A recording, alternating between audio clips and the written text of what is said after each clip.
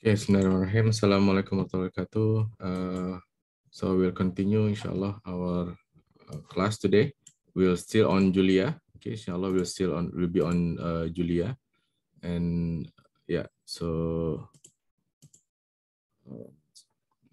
hopefully, then we can continue. We can finish, and then we can, because we'll be using Julia for GPU computing. We'll be using Julia for thread, and we will be using the Julia for cluster computing. Okay, so alhamdulillah, we have the what you call the um, yeah the method. Okay, different from previous year class. We need to have three different methods. Okay, but later on also when we are discussing on GPU, okay, I will go to the NVIDIA DLI, NVIDIA Deep Learning Institute, okay, in which you need to pay for $90, but it will be free for us because I got the discount code. Okay, so we'll start from that. Then any of you who does not have the GPU, then we can start to learn about the GPU, inshallah. Okay. Okay, so welcome also, Sister Nazira. Okay, so let's continue with this one. Okay, we're still on Julia. Okay, so so this is the main book. Okay, I'll taking from this one. I've tried to read and verify the code. Okay, basically this is the chapter, and then I will put more on the different things for GPU computing. For thread will be focused. I'll need to create a new one, but for GPU computing and parallel computing or cluster computing, we'll use the previous what you call the lecture notes. Okay. So what is Julia? So this is from the cheat sheet. So you can what you call, there's 2 pages there, okay, that you can learn in quick way. So if you forgot something, you can refer to the cheat sheet, okay. And then why Julia is fast, okay. Then how to analyze the performance. Mainly we are using the timing. Remember that on chapter 2, we are chapter 3 on parallel software. We are trying to measure the timing. Okay, so how is timing measured in Julia? Okay, so we have some package called benchmark tool, which is properly measure the timing. So what it will do, it will try to run, I think, 10 times. Okay, and then take the average, okay, of the timing. Okay. Then we'll discuss on types, type inference, and stability. What types is something like integer, floating point, floating point 64, integer, and array, and so on. Okay, so how Julia, how it will be faster if we know the types. Okay, so this is also remember that for Python and MATLAB, they don't use the type. Okay, so by default all will be double. Okay. So, but we can also put something like in Rust also we can put something A equal to 1 and B equal to 1.0. Then I'll know from type inference. Type inference means try to find by its own the type. A will be integer and this one will be float. Okay, so Julia also develop the same method. Okay. And then how can we make fast function calls in Julia? Okay, and what is the fast numbers, and how do we use the arrays? Okay, so this is the books. Maybe I'll go to the table of contents of the book so that we can see in essence first. Okay, so what we are going to learn. Okay, yeah, so we have come to this one. We have discussed this one. JIT, just in time just in time compiler, and an LVM. This is one type of compiler beside the GCC, okay, and Rust also are using this one, LVM. This is open source, so that everybody can. So this is one of the required building blocks to translate your program, Julia program, Rust program, Python program into the machine code. Okay, so yeah, so then how fast can Julia be? We have discussed this one. This is, it can be as fast as C. Okay, bare metals. Okay, so that's why Julia in the implementation can be used in the microcontroller or SBC, single board computer, and as well as can be used in cluster supercomputer. Okay, so you can see it can scale up. Okay, Then we have the analyzing performance, how to analyze performance. So the time macro, this is, you can measure the time, just type time and then your program, your code, okay, how it generate, okay. And then we can also use the profiler. Profiler is, we can find out which function or which program which is taking the most of the time, okay. So we can see in the graph, okay. And then, yeah, also memory allocation, how much memory that we allocate. And then for statistically accurate benchmarking, as I mentioned here, we need to use benchmark tools. So you need to add the packet, add benchmark tools. Okay, then you can use the B time, benchmark time. Okay. Then on chapter 3, we have types, type inference, and stability. Okay, so we have multiple dispatch, means that although it is A plus B, for example, but Julia can know and can have a faster implementation if Julia knows that this is integer. I'm adding to integer. Okay, so you have the faster. So you have multiple dispatch. Okay, means that the actual one, although the operation is only additions, but you have the integer addition, you have the floating point additions. Okay, so it will be faster. And then you have the abstract types, not the real one. Okay, but this is the abstract. Okay, so we'll see on the something like diagram later on. Okay, and Julia's type hierarchy also represented by the diagrams. Okay, then let's see the composite and immutable types, so which you cannot change. Okay, type parameters, type inference. Okay, then we see the type stability, whether the type is stable or not. Okay, and then how to identify and so on. Okay, then we have kernel methods and function barriers. Okay, types in storage location, the arrays, composite, or parametric composite type. So how do we allocated? Okay, so this is one variable. So the good thing about this what you call this book is, by default you might not need to think, but I mean the Julia compilers try to optimize as much as possible. But it is good if you can know the reason behind something. Okay, so why we use this code compared to another code. Okay, because then we can help the compiler. Also, we can force the compiler to use the most optimum configuration. Okay. Then chapter 4 will be making fast function calls. Okay, so I think we discuss until chapter 4 first. Okay, then we'll on Thursday we'll continue chapter 5. Okay, so making fast function call. So we can using global. So it's global. So it means that it can be read, it can be accessed by all the part in the programs. Okay, but there's some issues on the global. Okay, inlining like copying your programs. Okay, so it looks like there is no the program will grow bigger, but it will be faster because you don't have the function call overhead. Okay, remember when you need to call the function, then it need to prepare the stack and so on. Okay, so it takes some time to create to call a function. Okay, so by default, then the compiler will try to inline. So the drawback is your program looks like bigger. Okay, but so it depends whether you want performance or you want to have bigger code. Okay, means that the file size in the compiled file size will be bigger. Okay, and then using macros for performance. Okay, how we can use macros, and then generated functions. Okay, for performance. Okay, now let's move on. Okay, let's see what we have here. Okay, so let me go through this one first. Okay, so we have here, yeah, so what is Julia? I haven't uploaded this one, so I will upload by today, inshallah. I finished this one.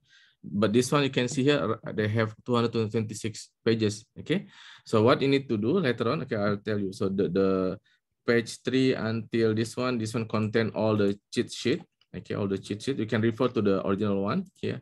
Okay, this one, the original one. Okay, Julia cheat sheet. Okay, then you can print also. Okay, post it on nearby your computer so that you can refer. Okay, quickly. Okay, and then yeah. So then Julia is fast. We have discussed this one. Okay, because we have tried this one Mandelbrot, and this is the what you call the benchmark that we have here. Okay, this is speed relative to C. This is 0.79. It's faster means, yeah. So relative to C is faster. Okay. Then how we analyze the performance, we have come to this one as well. So what you can do whenever you see this one, black one with the what you call with the red borders. Okay, you can type the code. Okay, you open your Julia like this. Hold on, yeah. Okay, and then you just type the code. Okay, so for example here, time square root random 1000. Is it working or not? I think it doesn't work. Hold on. I need to do something. Oh, yeah, there's some error, so I need to put, I think like this, the element wise. Yeah, you can see here. So this is 0.0 seconds. Okay, so then you have the, so different from computer for computer. Okay, so you have here two location. I'm using the AMDs, so depends. So you go to your task manager and see your computers. Okay, your performance here, and then see your CPU. What is your CPU? Okay, what is your memory? And then what is your GPU? Okay. Okay, so please try this one. Okay, I will upload this one, so you, but I will not spend too much because you can try this one.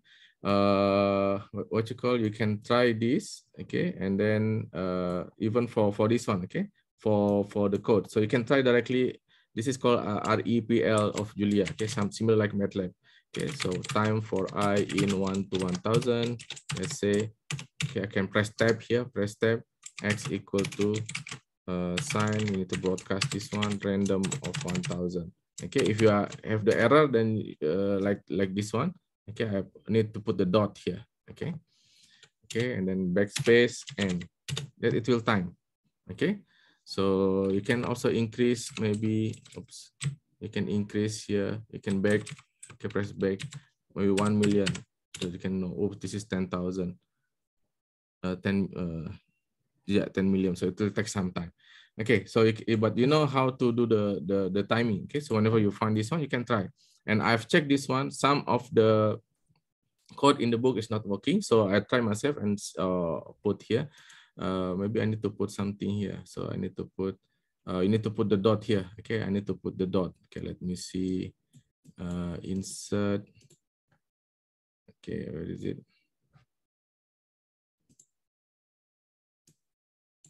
Okay, I just need to put the dot here. Okay, so that you know that it will be the dot. Yeah, something like this. Okay, square root. Okay. Okay, then I've tried this one. Okay, so you can also try. Oh, there's too big. Okay, there's the what you call, yeah, not too big. Yeah, so I just put here maybe 10,000. Okay, don't put too big. Yeah, so something like this. So you can see here 0.079 time. Okay. And also you can put time V. Time V, you have more here. Okay, more information for boss, for boss, I think. So you can put here time V. Okay, you can put time V here. You can see what happened. Elapsed time, what is the elapsed time? 6,000 nanoseconds. Okay, bytes allocated, non-pool. GC is a garbage collector. Okay, so it also used because the Julia is using the garbage collector. Okay. Okay, so this is the time. Yeah, I think we have come to this one. Then you also focus on the elapse. Okay, elapse, but you need to use the test here. Okay, using test, then you can use test here. Okay, yeah, so you can put here test for performance limit. Okay, test pass. If not, then test not pass. Okay, so how to read this one? You are testing with this one. Okay, less than or equal to 10 to the power minus 4. If faster, then pass. Okay, if slower, that's not pass. Okay, so let's try this one. Okay, so let's me put here random 10,000. See what happens. 680. So I just put. I need to use test. Okay, using test. Okay, and then I'm to test elapse. Okay, I need to put in the bracket what I need to do. Square root random. 10,000. Okay, then put less than, let's say to make it fail. This one is 6 nanoseconds, so let's say 5 nanosecond. Oh, I have to 10,000. Of course, it will be fair. Okay, so let's see. It doesn't work. It's still doing, I think. Yeah. So let me see whether it's still working or not. Use the task manager and see whether it's still working. Yeah, I think it's still working. Okay, or you can see here the Julia. Maybe have the Julia name. Yeah. Okay, I'm not sure why it doesn't work. So sorry.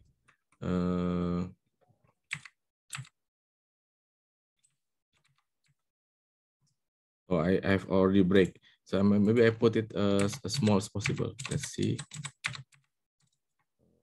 So test again, elapse. Let's try that it will fail. Okay, square root of random 100. Let's make it faster. 1, 2, 3. Oh, I forgot one more, I think. Yeah. Oh, one more brackets. That's why. Okay. So then less than equal to 5. So I can put also here 10,000 as a method. Okay, now it will work. See, this test fail. Okay. So if I'm bigger here, there was an error during the test fail. Okay, so maybe bigger, less than equal to, oh, this one, sorry.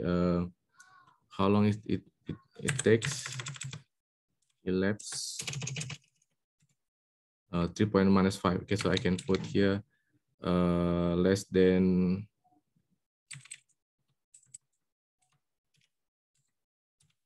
see, test pass. Okay, so this is the what you call the test pass and so on. Okay, so you can try this one. Okay, still working. Okay, and then the idea is to identify this the profile. Okay, so you can use the profile. Okay, profile print here, or you can use here the graphical output. Okay, so you can use profile view. Okay, so you can see here the graph. Okay, the which part will take the what you call the, yeah, you can try this one. See, let's see here. No timer output. Okay, we can profile view, but we need to profile first. Okay, so let's see from here. Okay, so let's put here the random square. Okay, so I need to type the code again. So let's see here using statistic. Okay, put function, create the function random square. Okay, x equal to random 10,000, 1,000. Okay, y equal to mean x square, dimension equal to 1. Okay, return y, then n. Okay, so let's see. Then the next one is random square. So when you do this one, you need to run first before you profile. You need to run first for the first time. Okay, you can see it. You need to run first for the first time because what? Because you want to make sure that the Julia compile first. So you are not measuring the compilations of Julia, because after compile then you can use. Okay, so this is how compile, just in term compiler. Oh, random. Oh, is it oh, I put wrong. This one is okay. RM should be REN. Okay, but that's okay. So we just use this one. Yeah. Okay, so this is the random compiler. Okay, a random square root, for example. Okay, then I type the profile. See the profile. Okay. Profile not defined, so I need to use the profile. Where is the profile? Okay, using the profile. Okay, hold on. Where is it? Yeah, using profile. Yeah, I need to use the package first. Okay, so using. Okay, I put here using profile. Okay, then I rename. See again. Profile. Oh, I'm missing the P. Sorry. Yeah. Okay, so you can see there's some profile. Then after that, you can view the profile. Okay, you can view the profile or print here. Profile print. Okay, and you can see all the big capital P. Okay, profile print. Okay, then you can see here. Okay, if you don't know this one, that's okay. Okay, so because you can see the how many calls it received. Okay, so this is 2011. See this one, 2011 calls it received. So if you want to optimize the performance, you can optimize the one that has many calls. Okay, the overhead that bigger. Okay. So what you can do then later you can also use the profile view here. You need to use profile view using profile view. Okay. Oh, it's not found. So I think I add in the my computer at the office. So you need to put backspace and not backspace this one. Okay. You type this one but without the quote. Okay. Then it will go to the package. Okay. Then you can see the change to package manager. Then you need to add profile view. Profile view. Okay. I'm adding the profile view. I'm not sure the text long or not. Okay, then after that you can use the package. Okay, so this is how you found if you have the error like this. Okay, then you can add the package. Okay, so I can move on. Okay, I can open another Julia. Okay, so we focus on the next one. Okay, so we'll come back whenever we are finished. We can also use timer outputs and so on. Okay, time it. Okay, but we are using the statistically accurate. So this is our main focus.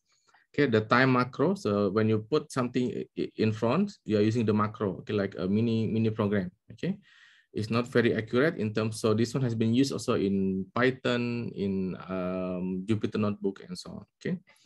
So we can use the benchmark tools, but remember whenever you have this one means that you need to add the package. Okay, you need to add the package. Okay, still updating. Okay, so but the benchmark tool I think I have, so I can show it to you.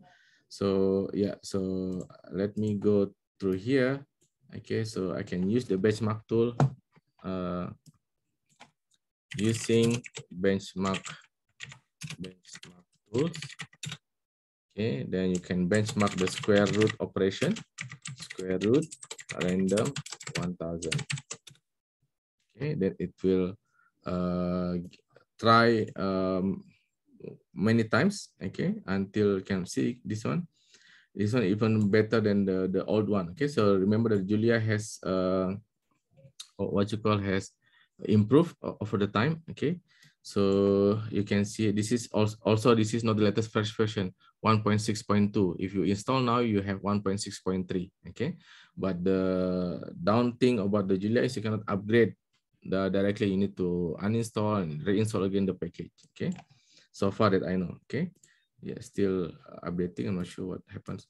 Okay, but you can try at home. Okay, so you can see the memory estimate and so on. Okay, so you have your allocation estimate. This is the GC, the garbage collector operations. Okay, and so on. Okay, so you can use that one, or you can use the simpler version, which is the B time. Okay, I think this one also produce one value, so this okay. So you can use also B times. I'm not normally use the B time to see to measure the timing. Okay, so let's see here. It's create only one value. Okay, so the value is this one 0.5. Okay, but if you don't want this one, just put semicolon here. Okay, just want the here. Okay, the time. Okay, the time and the memory allocation. Okay. Okay, so for statistically accurate, we should use this one, benchmark or B time. Okay, but in rare case for long running programs, so this is why is that? Because we are using at least 10 times to measure. So if you take days, for example, for running, if you take 1 day, for example, for running your program, then it will take 10 days. Okay, because it will repeat it for 10 times. Okay, so in that case, then we are using the time macro only. Okay, that's okay. That's fine. You can use the standard time macros. Okay. So any question so far, Brother Nazmi, Sister Nazira? Sir, I want to ask. The speed of the Julia depend on the compiler or the processor of the computer? Both actually. Okay, because if you use I'm testing all the program, the example in this book, okay, I found out that some of the old, because he is using, I think 1.0 something, okay, he is using the old compiler, okay, it does not optimize as compared to the new latest compiler, okay. So there are two things: the compiler itself, okay, and of course the processors, okay. The speed also using the processors, but somehow if you can generate the optimum machine code using the compiler, that it will be faster as well, okay. So there's two things, Brother Nazmi. The compiler itself need to be optimum, and of course the faster process that you get, you'll have faster processing time, okay. So if I run Julia in i5 and in Intel i3, it will be different, okay, although I'm using the same compiler, okay, or vice versa. If I'm using the same i5, but I'm using Julia version 1.0 and 1.6, sometimes the 1.6 is faster. I said sometimes because Julia 1.0 is already optimum, for example, okay. Is that okay? Any other question?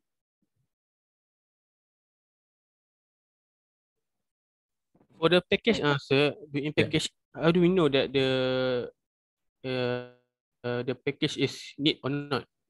Like this, when I run, see this one now I'm doing. Okay, when I run, see I this profile print. So I'm adding the so now install the profile view. Okay, so I can put backspace. After this, I can create backspace. I'll go back to this one.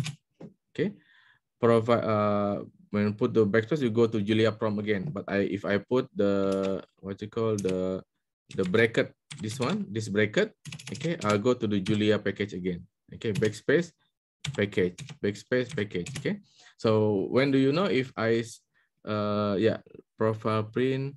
No, this is not this one. When I want to run profile view last time, you remember there's some error.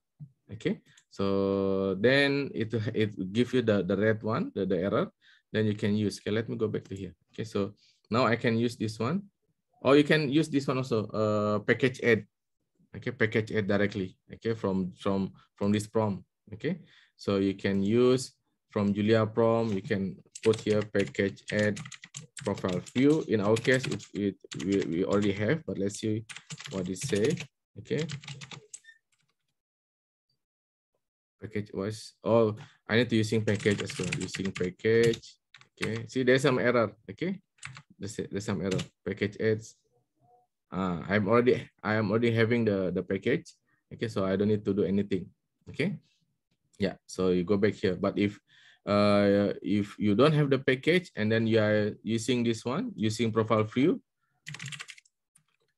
it will give you the error. Okay, it's not. I forgot what was the error. Okay, but you can see it in the recording later.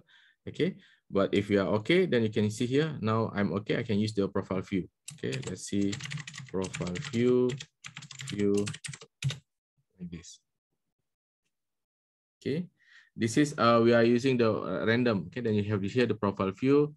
I'm not sure also how to use this one. Okay, but let's focus this one. But the first thing, remember that the first thing that we need to do for identifying the parallelization is we need to profile our program. Okay, the one that's taking too long. Okay, there's the potential to make it parallelized. Okay, we can distribute the task. Okay, if we can distribute.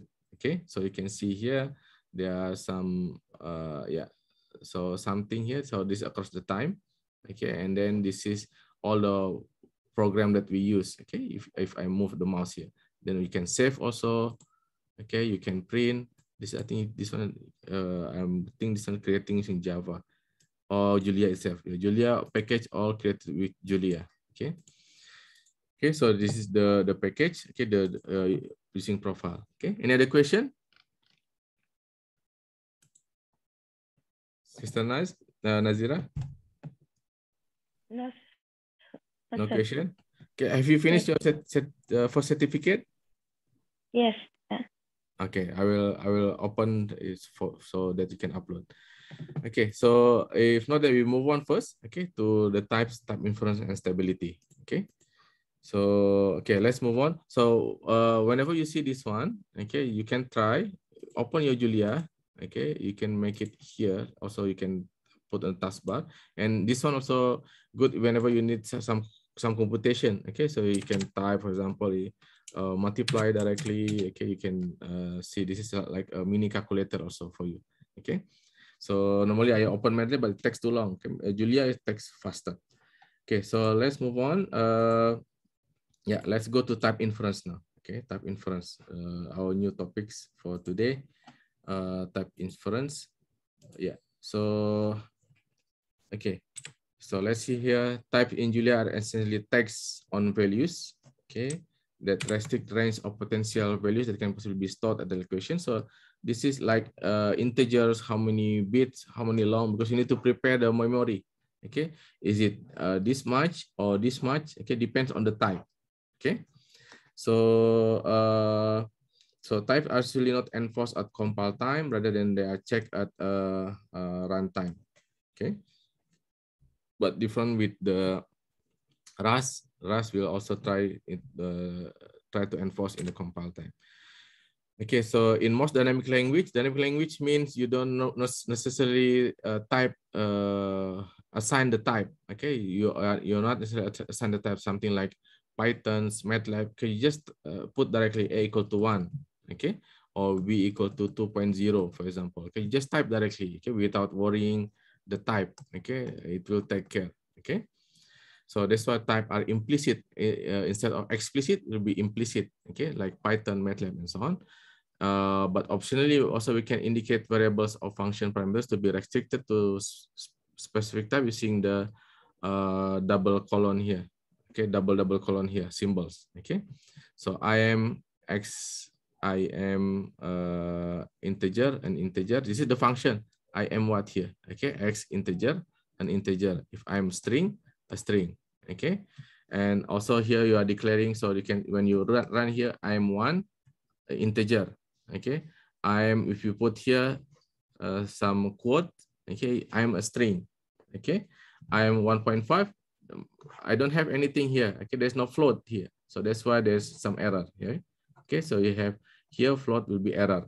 Okay, so yeah, so this is the function I am. Okay, and this is x, the input. It is integer. Then I go here equal to this one. So you can see one line function here. This one I am equal to something. Okay, print this one. So you can see here in the case that the Julia is simpler, because you just define like this and you can create the output directly. Okay. Then here you have function add me, for example, plus. Okay, so declare type of local variable x. You have, this is local variables, local only to the add me function. Define integer 64. Okay, and then type of variable y will be infer. Y will be infer, although you don't say this is float, but you have here divide, division. So you have here, it will return floating point. Okay, so a plus b. Okay, and then x will be at the end will be floating point.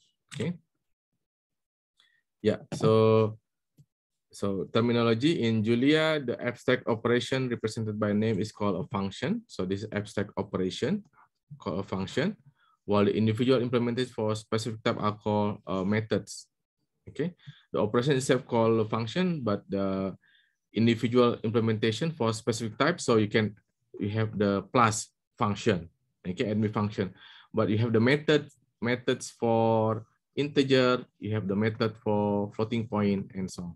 Okay, yeah. Okay, so yeah, so the design of Julia language using the multiple dispatch. Okay, so you are selecting a function to be executed at runtime. So depend, if your input is integer, then I am what? Okay, I'm go to integer. So you can see from here, this is the same function, right? I am, but one is integer, one is string. Okay.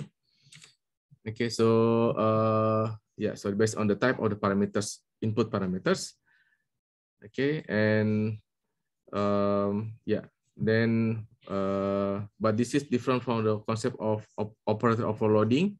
So methods overloading happen on the type node at the compile time, while dispatch happens the actual type of the values at runtime. So at runtime that you'll know when you run the program, then you know, okay, which one to use. Okay, at runtime you use. Okay, so that's why instead of remember, if you are using the C++, sometimes you can have the operator overloading, right? So you have the operator overloading plus for string, do this one, plus for integer, do that one, plus for other things, you do another one. Okay, so this operator overloading, but we are using here the method overloading. So instead of during the compile time, we are using it on the runtime. Okay, so during the runtime, it will know this is the runtime. Okay, I am 1, then it will go to here integer. I am string here, then it will go to here. Then I am 1.5, I don't have anything here, so I cannot do. So you need to add here I am x. So this is float 64. So you put here float 64, okay, equal to float, for example. Then it will run. Okay. So let's try. Okay, let's try. Where is it? Where's my Julia? Okay, so this one. Let's try this one. So I am let's say x equal to float 64 print I am float. Okay, so then it put here I am 1. It will be error. Okay, I haven't defined anything. Okay, even I put here string, it will be error because I don't have anything there. I don't specify. But if I put here 1.77 something like this, okay, then I'll be print I'm float. Okay, so this is the method of overloading. Okay. Okay, so the dispatch is a runtime process, while method overloading is a compile time. Method overloading or operator overloading is compile time concept. Okay. So continue. So for example, we do not, if you define this one, sum square x square plus y square, we do not specify any type of constraint for the x and y. So the base library, the Julia base library, will contain different plus and power method for integers and floats. Okay, so that it will know, okay, if I will put here sum square, put here 2,2.5, okay, then it will be 2 square, this one will be integer, plus 2.5 square, okay, this one will be floating point with integer, then it will be float. Okay, the plus here will be float. Okay, so 2.5 here, 2, this one will be integer. Okay, so it will be faster. 2.5, there's no way that you can use integer, then you will use the floating point, slower, but it requires. Okay, and plus here, because now you have float and integer, then it will be floating point operation. Okay, so yeah, so you can try this one, same thing here. So you need to define first. Okay, so you need to define. Okay, so let's define, because I don't have so undefined error. I need to define here sum square x comma y equal to x square plus y square, for example. Okay, then I put here sum square 1, 2. Okay, get the result. Okay, sum square 1.5, 2.5. Okay, and one more thing, the complex number. Okay, I forgot the complex number. Sum square 1 plus 2im. This is the imaginary part.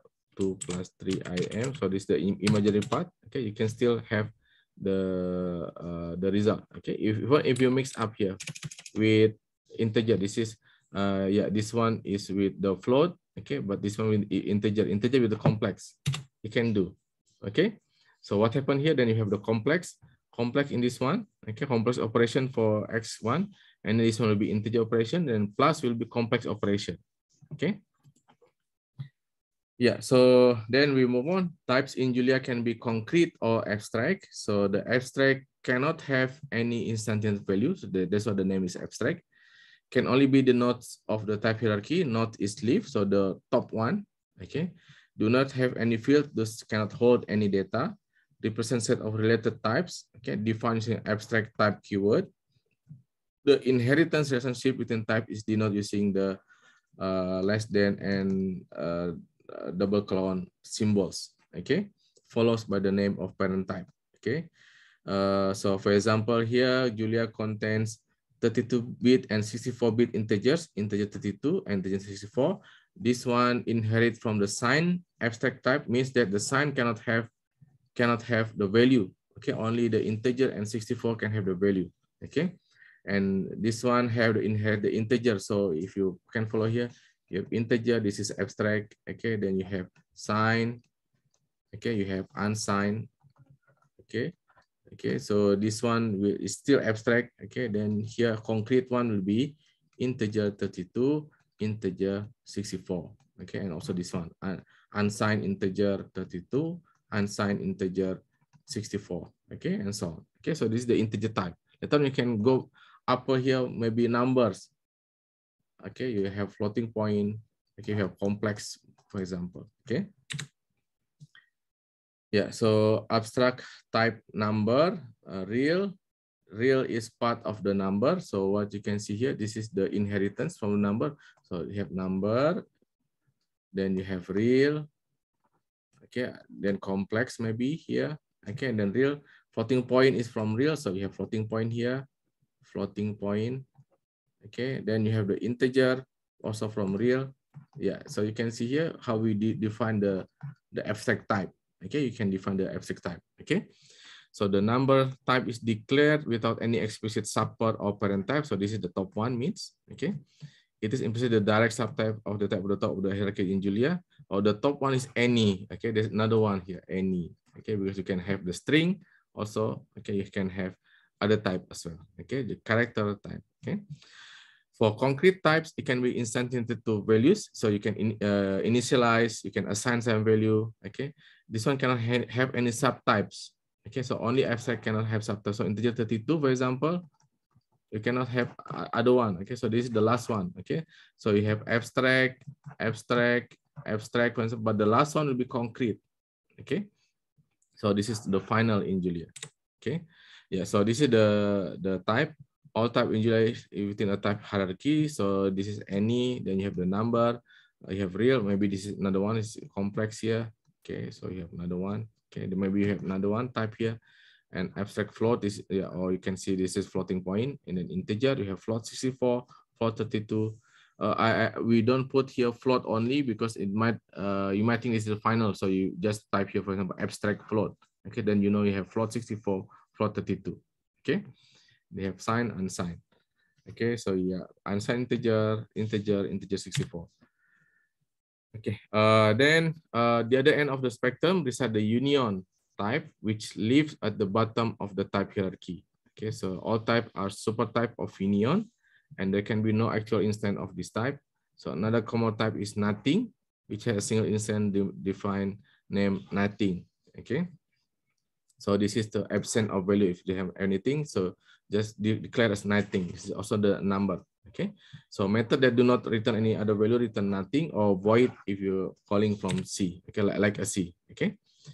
Then we have the composite types, mean collection of name fields. So this is equivalent to struct and then defined with the structure. Okay. So for example here, the pixel, this is composite. Composite means what's a combination of many variables. So you can have the X, Y, the coordinates, and this is the color. Okay, the color of that coordinates. Okay. So you can put here.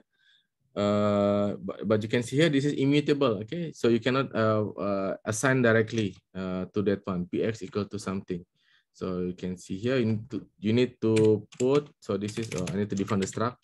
So you see the definition of composite types. Okay, but this is immutable. Okay, you cannot change. You need to change from the beginning. Okay, x integer 64. If you have, for example, what you call many high definition screen, for example, okay, it's an integer 64, and color also integer 64. Okay, so this is function definition. So yeah, sorry, there's types of the structure. Then you can add p to pixel or 5 coordinate and then 100 color. So the pixel have that one. So you cannot assign this one. You cannot update using this px equal to 5. Okay, but you need to update another one. Okay, so 10, 500. Okay, then when you print the px, become 10 now. Okay, so this is how you need to update all. Okay, you cannot update individual one because it will represent different thing. Okay, so you need to update all because it will represent different thing. Okay, if you change only one here. Okay. Okay, so yeah, types with the struct keyword are immutables, means that you cannot change. Okay, in case where this undesirable, mutable type can be declared using the mutable struct keyword. Or if you want to make it mutable, then you can put here mutable struct, means you can change like this. Px equal to 10, then it will be 10 here. Okay. Okay, and there's something here also show p. Okay, so you can put here, what if I have show under macro. Yeah, so you have here p equal to pixel and pixel here. Okay. Okay, and then okay, now let's move on to type parameters. The type parameters is one of the most useful and powerful features of Julia's type system. The ability to use parameters when defining type of function, thereby defining a whole set of type, one for each value of the parameters. So analogous to generic or template programming in other language, Rust also has this one. Okay, so declare within curly braces, similar with the other language. Okay, so for example, for the preceding pixel type, if you wanted to store color as either integer, a hexadecimal string, or a structure RGB type, we would define its type to be parameterized. Okay, so you can change many things like this one, T. Okay, then you have here pixel T. This one will parameterize to here. Okay, the color, but the X and Y coordinate is what you call the X coordinate and Y, this one will be integer. Okay. So in Julia, type parameters are not always restricted to be other types. So they can be values, it will be constant, immutable types, integer or symbol values can be used. And also you have here the built-in array t, n. This type has two parameters. Okay, this one is type and the other one is value. Okay, type of elements in the array and is integers from the number of dimension in the array. Okay, so you have 1 dimension, 2 dimension, and so on. Okay. So the addition of type parameters provide more information to the compiler about the composition of the values in memory. Okay, so for example, it allows the programmer to assert or the compiler to infer. The programmer can force, okay, can tell the compiler, okay, and the compiler also can infer, can try to find by itself. Okay, so two sides. Okay, the programmer instruct, the compiler will try to infer. Okay, the types of element stored within a variable here. Okay. So this allows the compiler to generate code that is optimized to the types and storage method in question. So as I mentioned earlier, the integer addition is different from floating point additions. Okay, the integer addition maybe requires 2 clocks only. Floating point addition maybe requires 7 type or 7 clocks. Okay, so it will be more efficient if it is integer, then use the integer addition. Okay. So types in Julia are optionals and unobtrusive. So it is not necessary nor recommended to annotate all the variables with type information because Julia can infer. Okay, if you think that it is important, then you can put it like this. Okay, you need to put the type. Okay. So a large part of Julia's speed comes from the ability of the compiler to compile and catch specialized version of each function for all the possible types to which it can be applied. As I mentioned earlier, for example, the plus, okay, the addition. So this means that most functions can be compiled down to their best possible optimized representation. Okay, so to achieve this balance, how come that we don't define the type, but Julia can find out that this is integer, for example, and then use the optimized version of the function. Okay. So during runtime, the runtime tries to figure out as much type information as it can through type inference, okay, which is based on the forward data flow analysis. Okay. Okay, this is not using this one. Okay, but in Julia, this is using the best effort basis with any failure handled with a runtime fallback. So if it is wrong, Julia said it is integer, for example, the first time, but it is wrong, it is floating point, and it can roll back. Okay, you have a fallback. Okay. Okay, so let's see here, for example, the following code does not have any type annotation, yet the runtime is able to create an array with properly defined elements, integer 64. Okay, so now let's see if I change this one. Okay, I put the stride or the step. Okay, let's see here. Yeah, okay. So let's see here. Where is it? Yeah, I put in the middle. So this is the defining the array. Okay, x for x in 1 to 5. Then this is integers. Okay, then let me see if I put y for y in, is it the same like MATLAB? I'm not sure. Okay. 2. See this one, then you can see this is floating point. Okay, I put the step here, the stride. Okay, point 2. Okay, similar like MATLAB. Okay, I put the step here 0.2. So Julia can infer that it is floating point. Okay, so without telling that it is floating point. Okay, then the last one for this section will be type stability. So it's either the type of the return value of a function is dependent only on the type of its argument and not the values. Okay, when this is true, the compiler can infer the return type of function by knowing the type of its input. Okay, so for example here, I define the function post x, positive x. If x less than 0, return 0, else return x. Okay, then I have here post minus 1, return 0. Post minus 2.5, return 0. 2.5, return 2.5. Okay, but this is type unstable because why is that? This one. This is the type unstable. Okay, why is that unstable? Because I'm written 0 here. Okay, I should return 0.0 if it is floating point. It should have the same thing, floating point number. Okay, so minus 2. You can try in your Julia compiler. Okay, so please try this one. From here, type this one and go try this one, and this is the type unstable. Okay, which one is unstable? This one. Okay, I'm inputting the float, by the output is the integer. Okay, this is float and this is float. Okay, this is integer and this is integer. Okay, so there are two solution here. One would be to write separate version of the post function to different input types. So one is for floating point, one for integers. Okay, and then one for other things. Okay, and then what? Yeah. So okay, so then what we'll have here, the second solution is to branch out the input type within the generic function. So if type of something, return this one, as I mentioned, 0.0. If float 32 but 0.0. Okay, if 64, else if others return zeros. Okay, but we have something called base library of 0x. So instead of put here 0, you put here 0x. Okay, so this is type stable. Okay, this is type stable because you put here minus 2.4.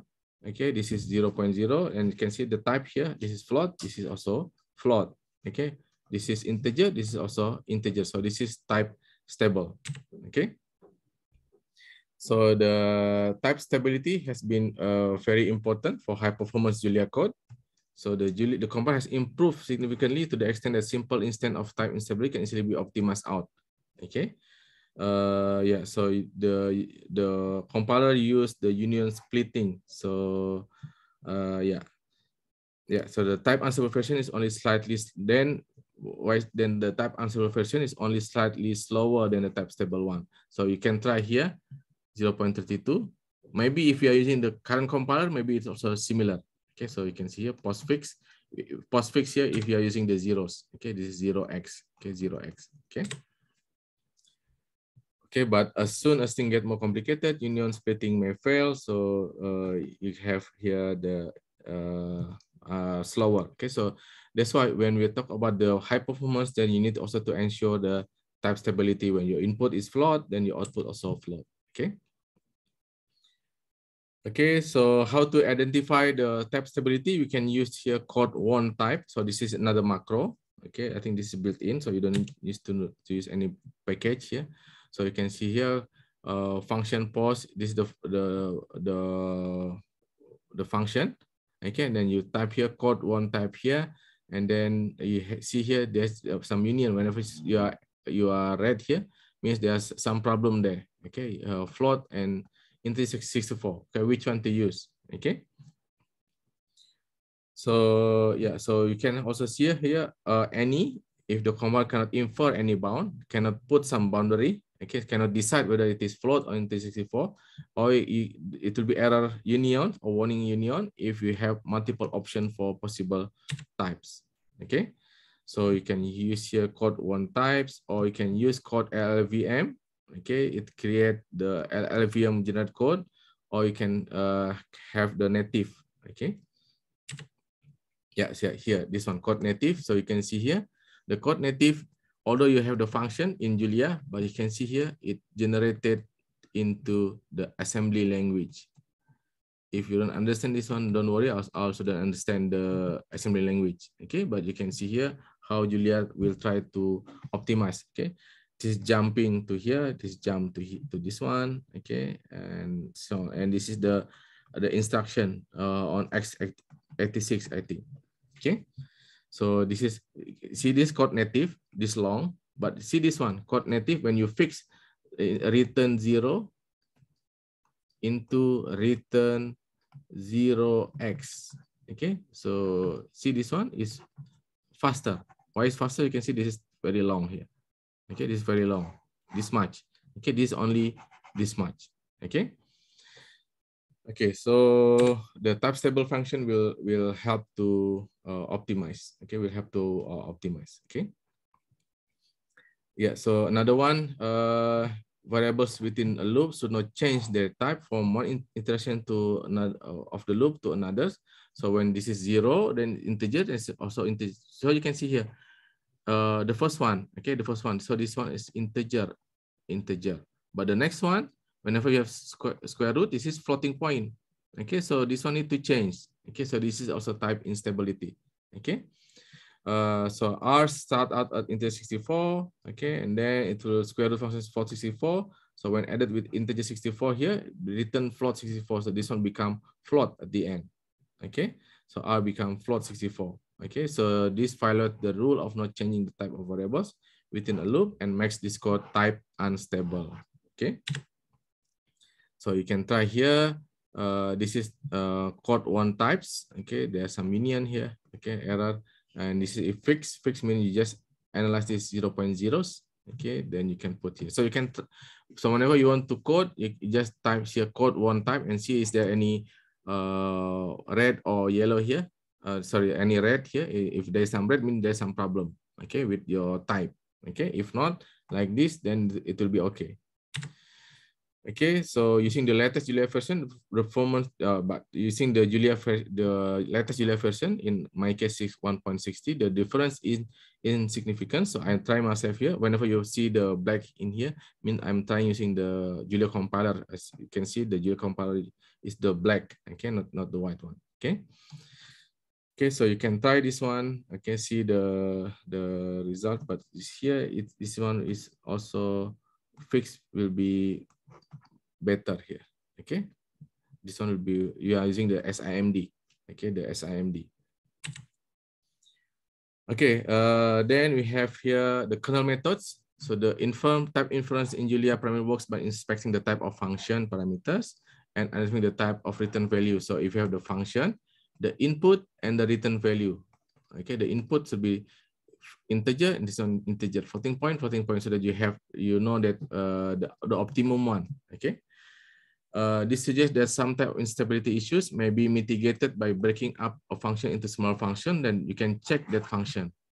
Okay, so this can provide additional hint to the compilers, making more accurate type inferencing possible. Okay, so but again, not latest Julia compiler has taken care of this noticeable difference as I mentioned here. So this 1.826, this one here 1.290, just small difference here. Okay, 0.04 millisecond, 4 microsecond difference. Okay. Okay, then let's move on. The using Julia compilers, binding do not need to be typed, but they are inferred. Okay, that's fine. Okay. However, when defining storage location for data, it is important to specify a concrete type. So for things that hold data, such as arrays, dictionaries, or fields in composite type like structure, it is best to explicitly define the type that it will hold. So it will be, then it tells you and it tells the compiler as well. Okay, so it helps you and it helps the compiler. Okay, so now let's see here, creating two arrays containing the same data, the numbers 1 to 10, which are of the integer 64, and the abstract number type. Okay, this is support type of integer 64. Okay, a equal to integer 64. So you can see here factor integer 64, and this is number here. Okay, and then let's see here sum square of X array T here, and then where T subset of the number. Okay, T subset of the number mean it can be integer 64, can be also the number. Okay, so where T subset of the number, so R equal to 0T, so it doesn't matter. You can see here 0T. Rather than put 1.0.0, just put here 0T. So later on, the compiler can infer, oh, I need the float, I need the integer. Okay. Then you do the sum square here, return R. Okay, so you have generic function here. Then B time sum square of A. Okay, you put here, you are passing the memory location. Okay, the pointer of A. You also can type A, it doesn't matter. Okay, but it will copy, it will have overhead a bit. Okay, but this one, you just use this one. Okay, you just use here A. Okay, the A. Okay, so you have 5 nanoseconds here. Oh, sorry, this is big difference. And then we have the number. Okay, the number, this is 298 nanoseconds if you are taking over the B. Okay, because this is not concrete, this is abstract. Okay, and this is concrete. So you can see the concrete one has faster compared to abstract. Okay, so if you know your concrete types, so assign that concrete type. Okay. Yeah, so how the values are stored within the array, you can read this one. So when the array is defined to contain a specific concrete type, the Julia runtime can store the value in lines within the allocation of the array, since it knows the exact size of each element. Okay, when the array contains abstract type, the actual value can be any size. So that's why it will be difficult. Okay. Okay, so this is another composite situation. You can put here like this. This is abstract. Okay, must be solved for good performance. This is concrete point. Okay, which is done in the field of composite type. Okay, so you can put here generic, or you can put here concrete. You add this one. Okay, then let's see the difference. You put here multiplication dot. See the difference. Okay, this is point P array and CP array. Okay, when you put sum square, okay, this is 74. Okay, millisecond, and this one is 2.13 milliseconds. Okay, so using a concretely typed structure, performance boost over 30 times. Okay, so you know that when you want to create a high-speed Julia, then you need to take care of this one. You need to define, and this is also help us as well. Okay, because I don't know X and Y. It looks like I can put floating point. Is that so? No. Okay, because when you have the pixel, it will be integers. Okay, not floating point number. Okay. So it will be faster in a way. Okay. And yeah. Okay, so you have here, but while the percent of concrete point performs well, it loses some significant flexibility. So if you wanted to store the field values as float or float 16, so there's two types of float, we will be unable to use the same type. Okay, so X is float 32, float 16. So how we do this one? We use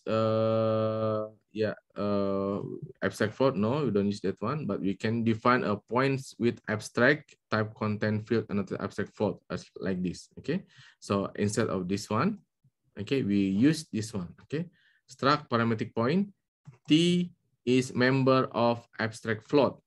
Okay, and this is T, so means that it can be float 32, it can be float 16. Okay, depends. Okay, it can be float 32, it can be float 16. So the second code is remain generic, which is this one. Okay, this is generic. Okay, so it can cater 32, 16, even float 64. Okay, 64 bits. Okay. Yeah, so then you can write the You can see here, this is 2.113, similar like previous one when you define exactly the type. Okay, any question so far?